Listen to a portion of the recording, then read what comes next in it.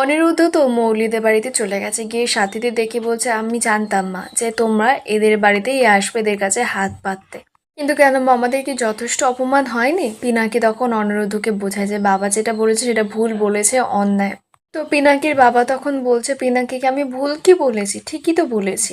মৌলি দিদিভাই একদম ঠিক কথাই বলেছে, এগুলো প্রি প্ল্যান্ড টাকা নেওয়ার জন্য।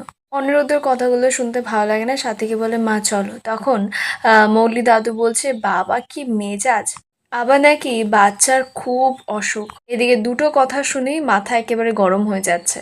অনিরুদ্ধ, তোমার এত অধঃপতন হয়েছে, যাকে তুমি নিজের সন্তান বলো তাকেও তুমি ছাড়লে না। অনিরুদ্ধ তখন সেই কথা জবাব দেয়, বলছে দাদু তুমি আমার গুরুজন হও, তাই আমি তোমার কথায় বেশি জবাব দিলাম না। তবে কি জানো তো দাদু, গুরুজনদেরও না নিজেদের কথার উপরে কন্ট্রোল রাখা উচিত, নাহলে ছোটরা তাদের দেখেও অপমান করাটাই শেখে। মৌলিও তারপরে অনিরুদ্ধকে বাণীকে নিয়ে অপমান করে, অনেক কথা শোনায়। তো অনিরুদ্ধ মৌলিকে জানে যে তোমার সঙ্গে আমি এইসব বেকার কথা নিয়ে তর্ক বাড়াতে চাই না, আর তোমার সঙ্গে আমার কথা বলার কোনো ইচ্ছাও নেই। তারপরে অনিরুদ্ধ সাথীকে বলছে মা, এইসব কথা শোনার পরও তুমি কি এদের এখানে থাকতে চাও এই ছাদের তলায়? ঈশানী তো বারবার করে অনিরুদ্ধকে বলছে যে অনিরুদ্ধ যেও না, মৌলির কথা কিছু মনে করো না। এদিকে স্বাতী তো বারবার তানিয়ার মুখটার কথা ভেসে ওঠে। স্বাতী অনিরুদ্ধকে দাঁড়াতে বলে, তো স্বাতী অনিরুদ্ধকে বলছে আমি জানি অনিরুদ্ধ যে এখানে আসলে আজকে আমার এই অপমান হবে, কিন্তু তাতে আমার কিছু যায় আসে না। আমার অপমানের থেকেও আমার তানিয়াকে বাঁচানোটা বেশি প্রয়োজন। আর আমি তো এখানে কাকাবাবু নয়নতারা মৌলির কাছে আসিনি, আমি এসেছি আমার বন্ধু ঈশানীর কাছে সাহায্য চাইতে। সাথী তো তানিয়ার প্রাণ ভিক্ষা চাইছে ঈশানীর কাছে। ঈশানী যখন কিছু বলতে যাবে তখন দাদু ঈশানীকে বলছে যে আমার অনুমতি ছাড়া আমি একটা টাকাও দিতে দেব না। পিনাকি তখন দাদুকে বলছে তুমি কেন এরকম করছো বাবা? ঈশানী তখন বলে যে সাথীর তো প্রাপ্য না, সাথী যখন এই বাড়ি থেকে বেরিয়ে গেছিল ওর গয়না গাটি টাকা পয়সা কিচ্ছু নিয়ে যায়নি, আপনাদের কথা মতো সবকিছু ফেলে রেখে দিয়ে চলে গেছিল। ঠিক আছে, তো আমি যখন বাড়িতে আসলাম তখন শুনলাম নাকি একটা চুরি হয়েছে বাড়িতে, সাথে জিনিসপত্রগুলো চুরি করে নিয়ে যাওয়া গেছে, তাই তো? ছোট মা আপনি তো তাই বলেছিলেন। নয়নতারাও তো তখন মনে করছে ওরাই তো চুরিটা করেছিল আসলে, তো বলছে হ্যাঁ। তো ঈশানী বলছে তাহলে ওদের একটা টাকা প্রাপ্য। দাদু তখন বলছে ঠিক আছে, ওদেরকে আমি টাকা দেব, কিন্তু একটা শর্তে, বাণীকে এসে আমার কাছে আগে টাকাটা চাইতে হবে দুহাত পেতে। বিদ্যুতের মা তখন বলছে বাণী এখানে আসতে পারবে না, হয়তো ওর মেয়ের জন্য সব কিছু করতে পারে কিন্তু এখানে আসতে পারবে না। দাদু তখন বলছে কেন? অনিরুদ্ধ তখন বলছে কারণ বাণীকে এই সব কিছু বলা হয়নি, ও যদি জানে যে প্রিন্সেসের এত বড় একটা অসুখ হয়েছে তাতে ও খুব ভেঙে পড়বে, আর সেটার জন্য প্রিন্সেসের অনেক বড় ক্ষতি হবে।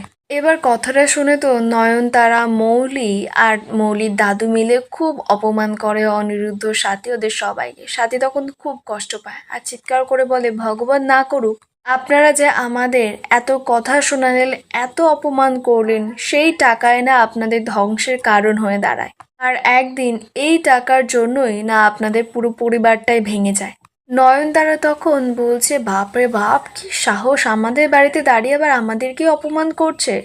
এবার নয়নতারা তো দাদুর কান গিয়ে আরো ফুসলায়, বলছে এইসব কথা শোনার পরও তুমি ওদেরকে টাকা দিয়ে সাহায্য করবে? তখন মৌলি বলছে একদমই না। সাথীরা ওখান থেকে চলে যায়। তখন ঈশানী কাজে আর বলছে এটা একদম ভালো হলো না, এই ভিটেতেই সাথীর চোখে জল পড়েছে। ওরা সামান্য একটা বাচ্চার প্রাণ ভিক্ষে চাইতে এসেছিল আমাদের কাছে, আমরা ওদেরকে কোনো সাহায্য করতে পারলাম না, আমাদের কখনোই ভালো হবে না। পিনাকি তখন ঈশানীকে বলছে ঈশানী আমি আছি, আমি ওদেরকে সাহায্য করব, আমি ওটির বাইরে দাঁড়িয়ে থাকবো। তখন দাদু যে দিকে বলছে আমি একটা কথা বলে দিই, ওদেরকে যদি কেউ তোমরা সাহায্য করেছো তাহলে আমি আর কারোর সঙ্গে সম্পর্ক রাখবো না। এদিকে মৌলি তো মনে মনে বলছে যে তানিয়ার অসুখের খবর বাণী জানে না, এটা তো খুব ভালো খবর। এবার ওদের মাঝখানে ভুল বোঝাবুঝি তৈরি করে ওদের মাঝে ঢোকার আরেকটা রাস্তা পাওয়া গেল। অপরদিকে বাণী বাড়িতে আসে, দেখে বাড়িতে কেউ নেই, বাড়িতে তো লোকজন থাকার কথা, মাসিমণি মামুনি ওদের থাকার কথা। তো বাণী সঙ্গে সঙ্গে অনিরুদ্ধকে ফোন করে, তো তখন অনিরুদ্ধ ফোন করে মিথ্যে বলে, বলছে এই তো আমরা হসপিটাল থেকে ফিরছি, তুমি কোথায়? বাণী বলছে হসপিটালে ছিলেন আপনারা? আমি তো হসপিটাল থেকে ফিরলাম যে মামার জন্য একটু স্যুপ বানিয়ে নিয়ে যাব বলে, ওই আপনাদেরকে তো দেখলাম না। তখন অনিরুদ্ধ বলছে আর আমি বাইরে অপেক্ষা করছিলাম মাদের জন্য, হয়তো তাই সেই কারণে তোমার সঙ্গে আমার দেখা হয়নি। ঠিক আছে, তুমি রাখো, আমরা এক্ষুনি যাচ্ছি। এই বলেই ফোন রেখে দেয়। এখন সাথী চিন্তায় পড়েছে যে বাণীকে যদি কথাটা না জানানো হয় তানিয়ার ব্যাপারটা, এবার বাণী তো ভুল বুঝবে, কিন্তু অনিরুদ্ধ বারবার করে বলছে যাতে বাণীকে কোনো কথাই জানানো না হয়, তাহলে বাণী খুব ভেঙে পড়বে সেই কারণে। আর এখানেই আজকে পর্বের আপডেট শেষ হয়। দেখা হবে আগামী পর্বের আপডেটের সঙ্গে।